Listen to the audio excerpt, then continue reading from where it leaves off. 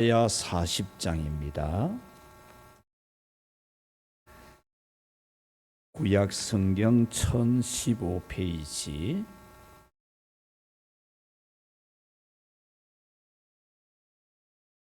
이사야 40장 6절에서 11절입니다. 말하는 자의 소리여 이르되 외치라. 대답하되 내가 무엇이라 외치리까 하니 이르되 모든 육체는 풀이요 그의 모든 아름다움은 들의 꽃과 같으니 풀은 마르고 꽃이 시들면 여호와의 기운이 그 위에 불미라. 이 백성은 실로 풀이로다. 풀은 마르고 꽃은 시드나 우리 하나님의 말씀은 영원히 서리라 하라. 아름다운 소식을 시온에 전하는 자여 너는 높은 산에 오르라. 아름다운 소식을 예루살렘에 전하는 자여 너는 힘써 소리를 높이라. 두려워하지 말고 소리를 높여 유다의 백성업들에게 이르기를 너희의 하나님을 보라 하라. 보라, 주 여호와께서 장차 강한 자로 임하실 것이요 친히 그의 팔로 다스리실 것이라. 보라, 상급이 그에게 있고 보응이 그의 앞에 있으며 그는 목자같이 양떼를 먹이시며 어린 양을 그 팔로 모아 품에 안으시며 젖먹이는 암컷들을 온순히 인도하시리로다. 아멘. 할렐루야. 우리는 예배 시간마다 하나님의 말씀을 듣는 말씀의 풍요로운 시대를 살고 있습니다. 그런데 이 설교를 들을 때 우리는 졸리기도 하고 또 다른 생각으로 말씀의 줄을 놓쳐버릴 경우도 종종 있습니다.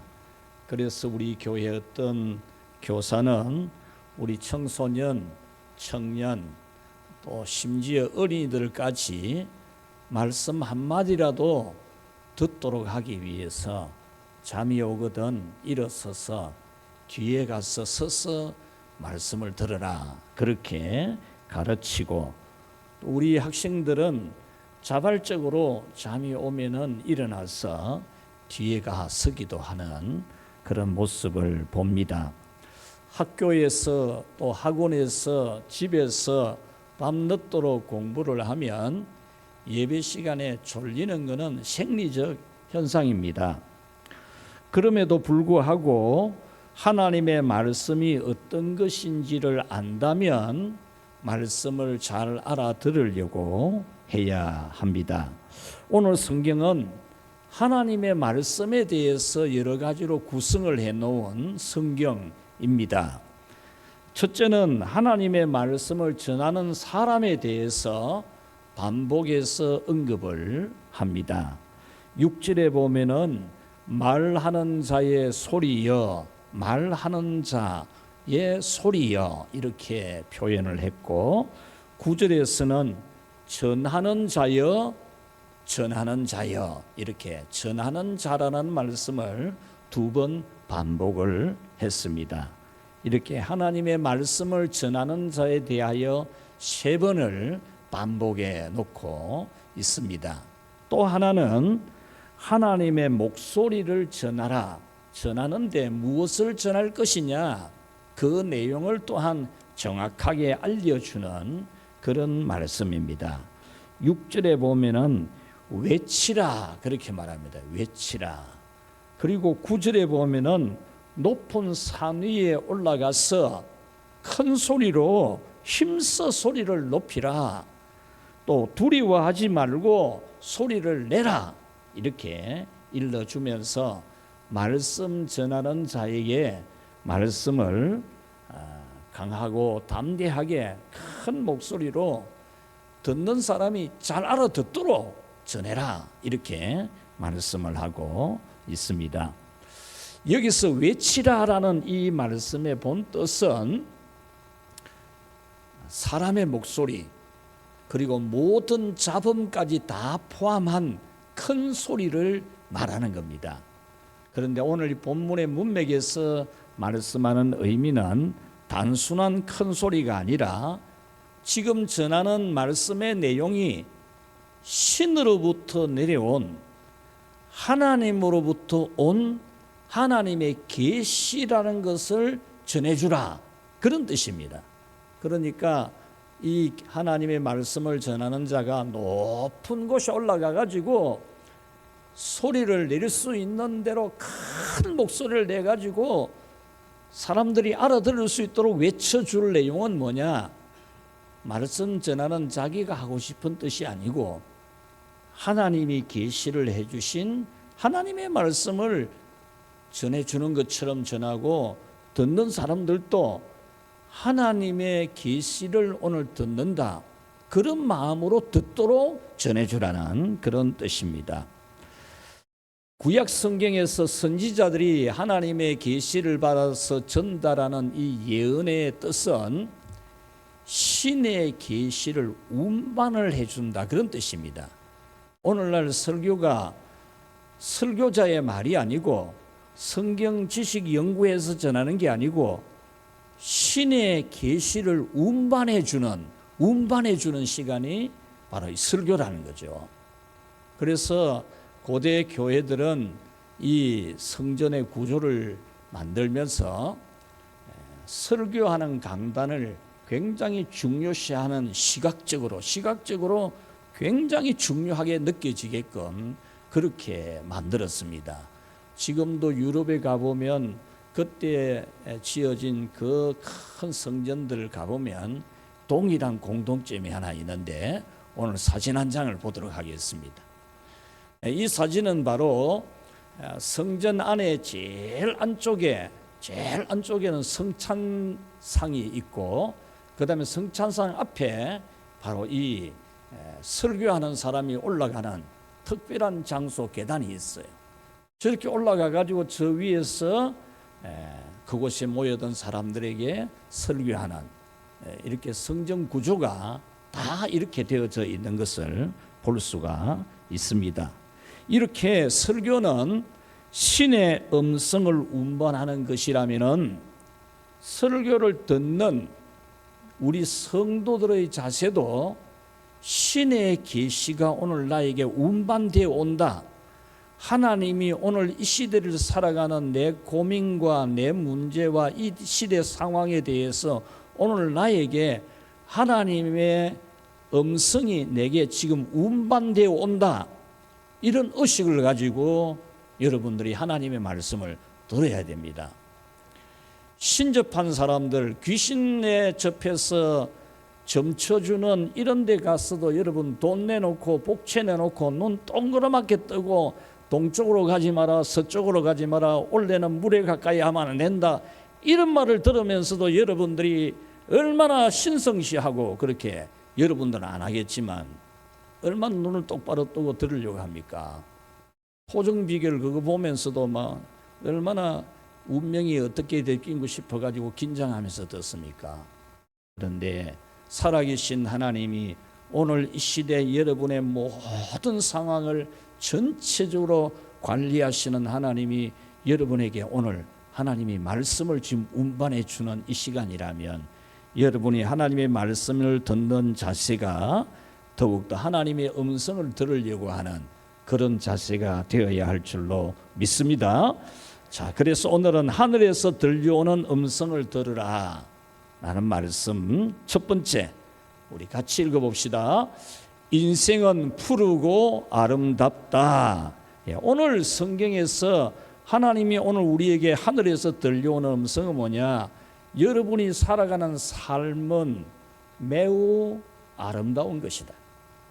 여러분의 인생은 싱그럽고 향기를 토하는 풀과 꽃과 같은 고귀한 것이다. 이것을 여러분에게 들려주고 있는 겁니다. 우리 어린이들이 학교에 가서 뛰노는 것도, 교회 와서 뛰노는 것도 풀처럼 싱그럽고 꽃처럼 아름다운 거라, 그런 겁니다. 우리 청년들이 연애를 하고 서로 사랑하는 마음이 생기는 것도 싱그러운 것이고 아름다운 것이다. 하나님이 오늘 이렇게 들려주는 거예요. 여러분이 때로 이 세상을 지나가는 여정이 고달프기도 하고 힘들기도 하고 실망되기도 하는 일이 있어도 그런 가운데서 인내하면서 여러분의 삶을 지켜내고 있는 것이 아름다운 것이다. 오늘 하나님이 여러분에게 지금 해주시는 말씀입니다. 오늘 성경은 인생을 그렇게 무의미하게 말하지 않습니다. 우리는 오늘 이 성경을 보게 되면 선입견을 가지고 인생은 허무하다, 인생은 무상하다 이렇게 단정 짓기가 쉽습니다. 풀은 마르고 꽃은 시든다 이렇게 너무 결론적인 걸 빨리 꺼내기가 쉽습니다. 그런데 본래 오늘 이 성경의 의미는 그런 뜻이 아니고 인생은 의미가 있고 가치가 있고 고귀하고 아름다운 거다. 이것을 우리에게 전해주는 겁니다. 그래서 이 6절 말씀 모든 육체는 풀이요 그의 모든 아름다움은 들의 꽃과 같다라는 이 말씀을 신약 시대의 사도였던 베드로는 베드로전서 1장 24절에 이렇게 인용을 했습니다. 같이 한번 읽어봅시다. 모든 육체는 풀과 같고 그 모든 영광은 풀의 꽃과 같으니 그랬습니다. 이 말씀에서 오늘 이 6절 말씀하고 비교를 해보면 모든 육체는 풀이요라는 까지 같잖아요. 그런데 그의 모든 아름다움은 이걸 베드로 사도는 그 모든 영광으로 이렇게 번역을 했어요. 그러니까 그 모든 아름다움이라는 내용과 그 모든 영광이라는 내용은 같은 뜻이라는 거죠. 여기서 영광이라는 이 말의 의미는 자랑스러운 걸 말해요. 가치 있는 고귀한 것을 말하죠. 아주 높게 보이는 것을 말합니다. 여러분, 우리는 이런 고귀함을 인생 무상으로 단정하지 않아야 됩니다. 부모로서 자녀를 낳고 자녀를 위해서 모든 정성을 다 쏟는 그 부모의 사랑 베푸는 그 사랑, 그거 고귀한 것으로 가치 있는 것으로 무가치한 게 아니고, 또 부모로 자녀가 부모를 공경하고 부모를 존대하고 귀중히 여기는 것, 서로 사랑해서 결혼하여 가정을 이루는 것. 요즘 뭐 결혼 포기하는 시대라 그러는데 그게 잘하는 게 아니고 결혼이 중요한 줄 알고 힘든 인생길이 아니고 너무나 행복한 그런 가정인 줄 알고 결혼하고 자녀 낳고 또 서로 좋은 관계를 맺고 살아가는 것, 선한 삶을 살아가는 것, 이런 우리의 생애는 같이 합시다. 고귀한 것이다. 영광스럽고 아름다운 거라는 거죠. 오늘 성경 이 6절은 그 모든 아름다움을, 이 단어를 어떤 단어를 썼느냐 하면은 이 헤세드라고 하는 히브리어인데 아름답다라는 단어를 헤세드로 썼어요. 여러분, 헤세드라는 단어는 하도 많이 들어서 이제 대충 감을 다 잡고 계실 건데, 하나님께서 자기 백성을 구원하기로, 사랑하기로 언약을 해 주셨는데 이 언약을 영원히 변하지 않는 사랑으로 언약을 지켜가는 그런 아름다운 고귀한 것을 말할 때 헤세드라는 단어를 쓰는 거예요.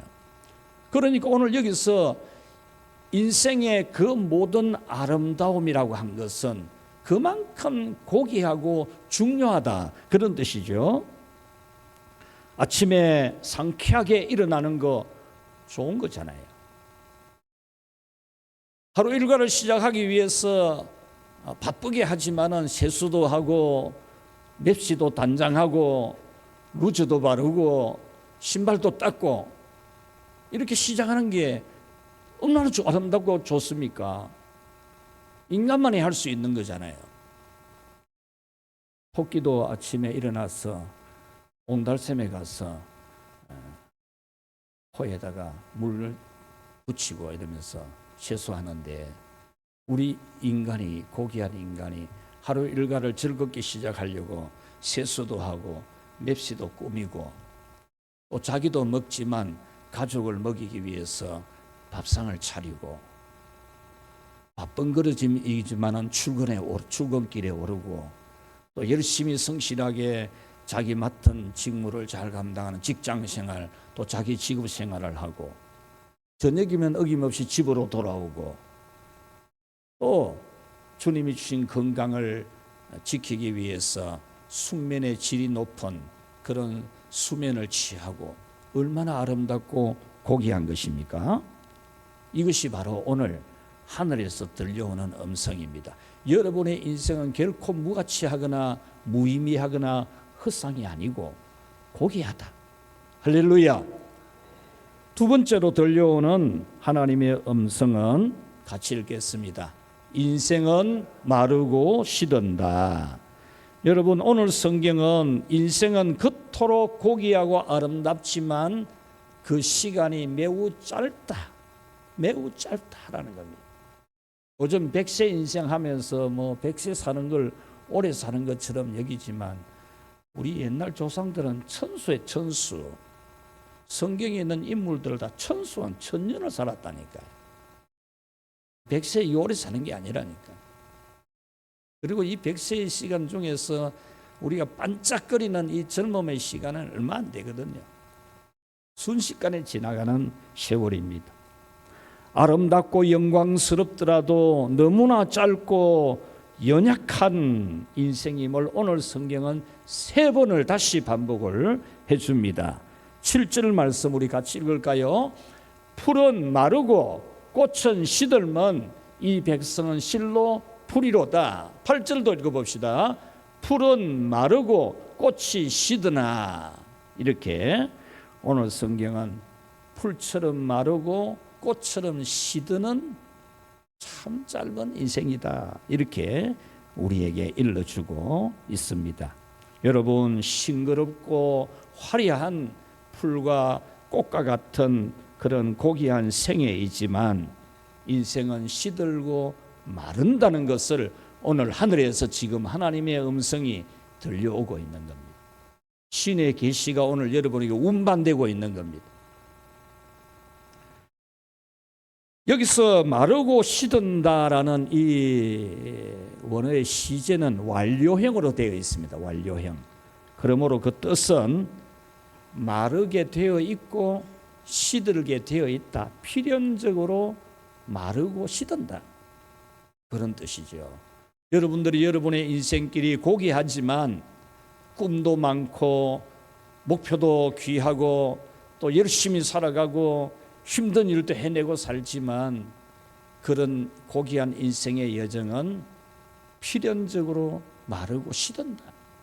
이것이 지금 하나님에게서 운반되어 오는 하나님의 목소리입니다. 그 이유는 7절에 보면은 여호와의 기운이 그 위에 불미라. 이 백성은 실로 풀이로다. 이렇게 말하는데 여기서 여호와의 기운이라는 것은 하나님께서 그냥 손을 쓴다는 겁니다. 하나님이 당신의 계획대로 일을 진행한다 그 말입니다. 하나님이 당신이 생각한 대로 계획한 대로 그냥 해버린다는 거예요.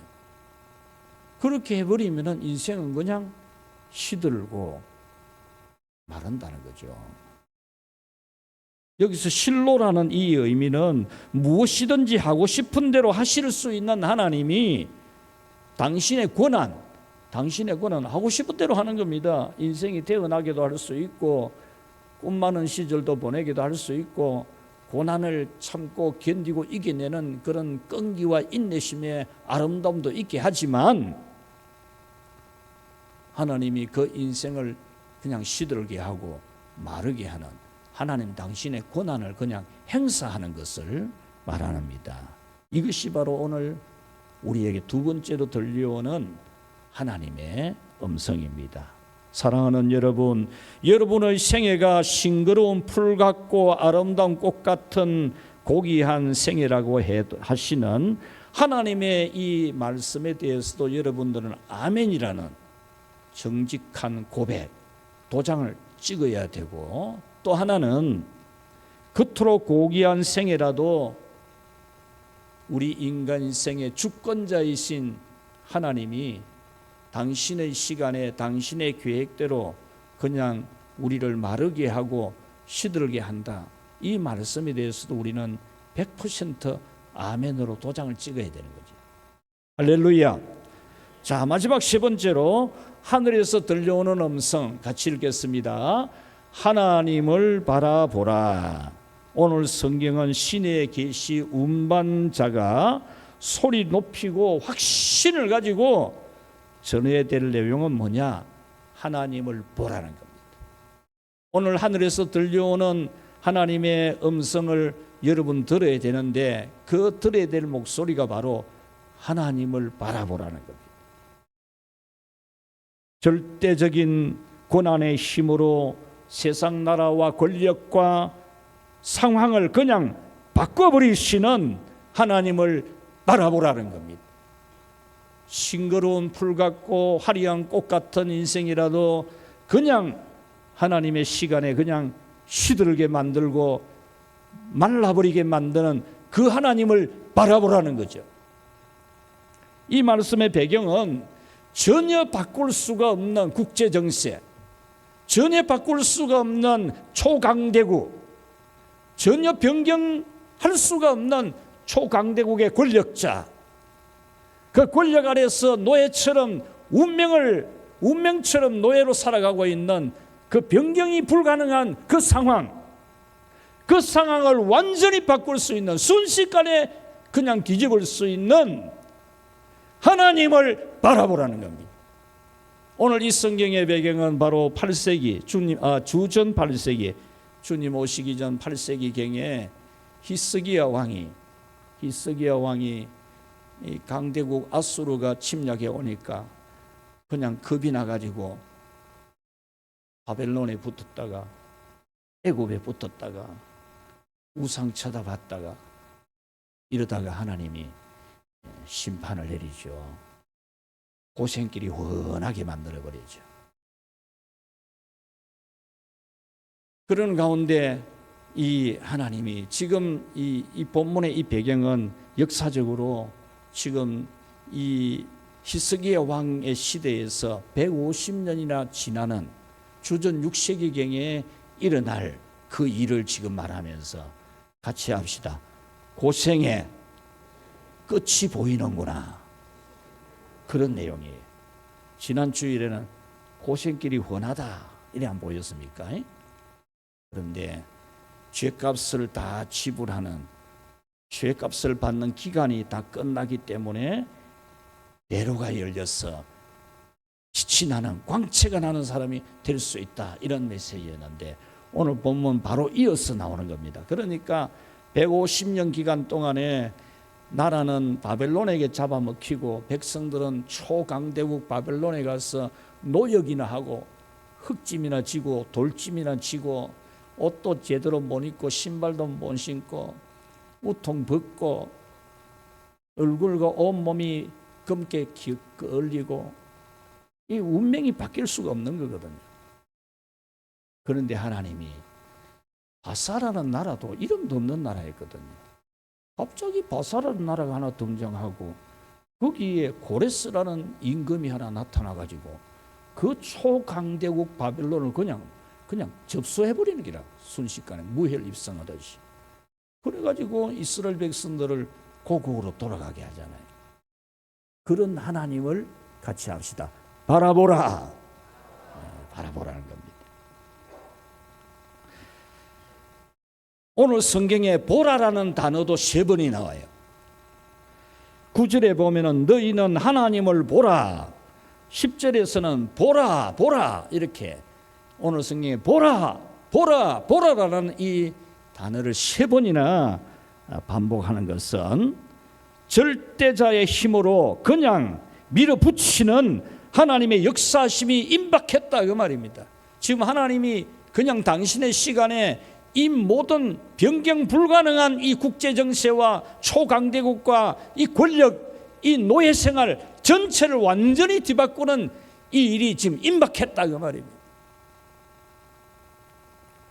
10절에 보면은 강한 자로 임하실 것이요 그랬습니다.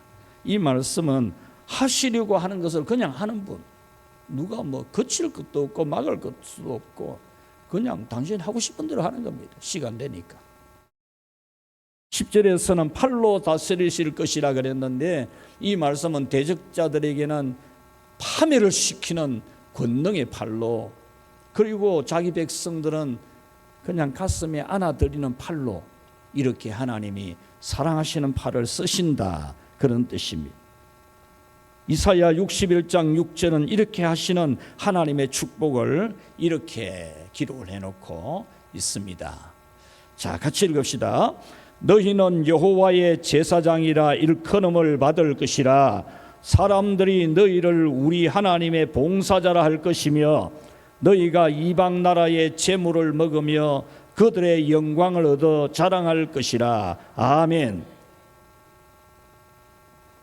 여러분, 지금 이스라엘이 망해가지고 초강대국 바벨론 거기서 노역이나 하고 살아가는 이 사람들이 어떻게 여호와의 제사장이라고 사람들이 높이게 되고 영광스럽게 광채가 나도록 할 수 있습니까?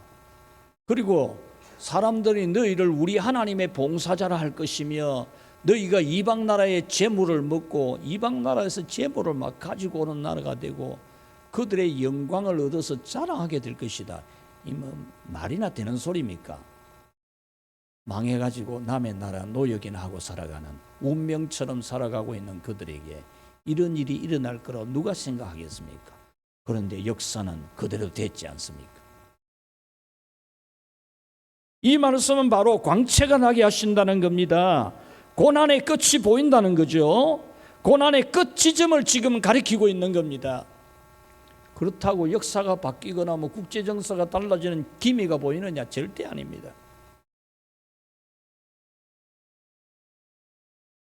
고생길이 훤하게 보였던 기원전 8세기경에 이 상황에서 150년의 세월이 지나는 동안에 나라는 망하고 백성들은 끌려가고 죽는 사람도 나오고 그러는데 그 바벨론 초강대국을 멸망시키고 국제정세를 그냥 순식간에 뒤바꾸시는, 자기 백성을 해방시키는 하나님의 임재가 임박했다 그 말이에요. 그러므로 고생의 끝이 보인다는 것입니다. 빛을 되찾게 하시는 광보, 광채가 나는 그 시간이 임박했다. 이것이 지금 하나님에게서 우리에게 들려오는, 여러분이 들어야 되는 하나님의 목소리로 듣기를 축원합니다. 무슨 근거 있습니까? 성경이 근거지. 무슨 근거를 가지고 여러분이 믿으랍니까? 우리는 하나님의 말씀을 믿고 하나님의 시간에 하나님이 움직이고 하나님이 역사하면은 변경 불가능한 모든 상황이 바뀌는, 우리가 그걸 한두 번 봤습니까? 우리 인생길에 우리 교회 역사에 한두 번 봤습니까? 여러분, 이 하늘에서 들려오는 음성을 믿고 하나님을 바라보는 2026년을 끊임없이 걸어가기를 주의 이름으로 축원합니다. 말씀을 맺겠습니다. 하나님만 굳게 믿고 살지 않고 인간적인 방법으로 아수르에 붙었다가 애굽에 붙었다가 오성 우상 숭배하는 유다 나라는 고생길이 훤했듯이 우리도 죄로 말미암아 고생길이 훤했던, 멸망의 길이 훤했던, 지옥의 길이 그냥 대로로 열려있는 그런 우리였습니다. 그러나 죄에 대한 징벌의 기간이 끝남으로 빛을 되찾는 광복이 오게 된 유다 백성들처럼 우리도 예수님의 십자가의 그 공로로 다른 방법이 없는 게 아니고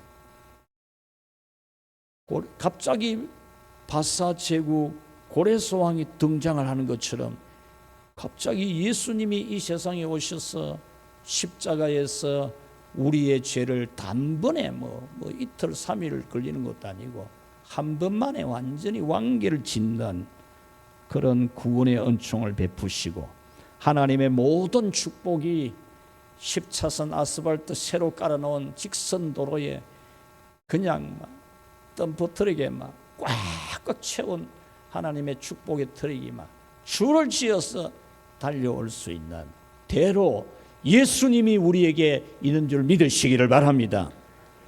여러분, 고레스가 한번 등장하니까 초강대국이 그냥 역사에서 사라져 버리지 않습니까? 순식간에 없어져 버리잖아요. 예수님이 오셔서 십자가를 지신 사건이 그하고 비교가 되겠습니까? 온 인류의 죄악을 단번에 지고 가버리시는 대로입니다. 대로. 하나님의 축복이 그냥 모든 축복이 다 올 수 있는 대로가 예수님이십니다. 여러분은 변경 불가능한 상황에 있더라도 하루아침에 변경시키시는 하나님을 믿고 바라보시기를 바랍니다. 육신이 아프더라도 삶이 아프더라도 여러분의 환경이 변경 불가능할 만큼 운명 같은 고달픔이 있다 할지라도 그것을 당신의 선한 때에 순식간에 반전시키실 그 하나님을 여러분 바라보는 여러분의 시선 초점이 흐려지지 않기를 바랍니다. 모든 것을 계획대로 그냥 해버리시는 전능하신 하나님을 의지하고 젊은 사자는 궁핍하여 줄일지라도 여호와를 찾는 자는 모든 좋은 것에 부족함이 없으리로다 라고 하시는 이 말씀을 믿고 여러분 여호와를 진정으로 찾는 기도를 하시기 바랍니다. 하나님을 찾는 기도를 하십시오. 하나님을 가까이 하는 노력을 하십시오. 여러분의 판을 바꿀 수 있는 분은 하나님뿐입니다. 이 나라와 이 사회와 세계 정세를 판을 바꿀 수 있는 분은 하나님이십니다. 시대는 상황은 언제나 판을 바꾸어지고 있습니다. 한 번도 판이 안 바뀐 시대가 없습니다. 역사학자 토인비가 역사는 순환한다는 말을 했듯이 여러분 세상은 판이 바뀝니다. 하나님 앞에 범죄할 때 하나님은 심판하시고 하나님이 용서해 주실 때 모든 상황은 다시 바뀝니다. 이 한국 교회의 죄악이 크고 이 나라의 죄악이 크지만 하나님이 용서해 주시는 때가 오고 그리할 때 다시 한 번 더 희망 있는 우리의 삶이 될 줄로 믿습니다. 하나님의 긍휼과 은혜를 바라보십시오. 하나님의 은혜와 긍휼, 여러분을 향한 뜨거운 가슴을 가지신 하나님의 그 사랑을 향해서 여러분이 질주하고 달려가며 여러분의 기도가 살아나고 하나님을 사랑하는 마음이 살아나고 하나님을 믿고 신뢰하는 아무것도 기대할 만한 상황이 없어도 하나님 믿고 바라봄으로써 전능하신 하나님이 움직이는 그런 위대한 시간이 여러분의 빛을 되찾아주는 시간, 광채가 나는 시간이 오게 되기를 주님의 이름으로 축원합니다. 하나님 아버지 감사합니다. 허물진 백성, 행악의 종자, 만삭되지 못하여 난 자, 죄인 중에 갯수인 우리, 어떤 길로도 변경이 불가능한 죄인이었고 멸망의 자식들이었고 사탄의 종로로 타는 우리였지만 우리 하나님 때가 이름에 우리 구주 예수님 이 세상에 보내어서 십자가에서 단번에 그 모든 문제를 해결하시고 거룩한 영광의 하나님 아버지의 자녀가 되고 백성이 되어 예배자가 되고 봉사자가 되고 제사장이 되어 살아가게 하신 이 놀라운 은혜에 감사합니다. 하나님 아버지, 어둡고 이 흔들리는 이 시대 상황 속에서 저들의 마음이 주여 갈피를 잡지 못하고 이리 밀리고 저리 밀리고 바람 부는 대로 물결 치는 대로 하루하루를 버티며 살아가고 있지 않습니까? 주여, 지금 주님이 주신 들려오는 음성을 들으면서 오직 주님을 가까이 하고 주님을 찾고 주님과 함께 있는 우리 성도들 다 되도록 인도해 주시옵소서. 주여, 주님의 은혜의 때가 분명히 있는 줄로 믿습니다. 저들이 아무리 판을 바꾸려고 해도 바꾸어지지 않는 저들의 공고한 문제들 우리 주님이 해결해 주시고 저들이 다시 광채가 나는 행복한 생애를 살게 하여 주시옵소서. 예수님의 이름으로 기도하옵나이다. 아멘.